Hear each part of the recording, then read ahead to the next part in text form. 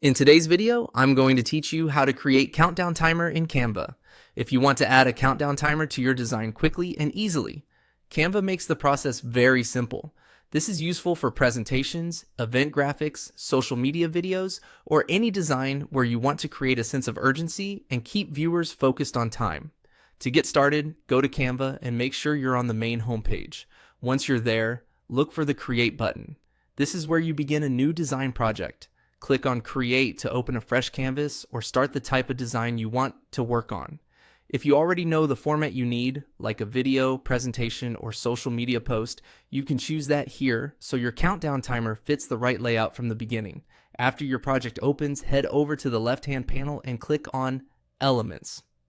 The Elements section is where Canva keeps a wide range of design items, including shapes, graphics, icons, and interactive pieces you can add to your design. This is also where you'll find timer-related options. In the search bar inside Elements, type Countdown Timer. This helps Canva filter the available results so you can quickly find timer designs instead of scrolling through everything manually. Depending on your account and the type of project you're creating, you may see several different countdown styles. Some may look sleek and minimal, while others may be more colorful or animated. Once the results appear, choose a timer that matches the style of your design. Select the one you want, and Canva will place it onto your canvas.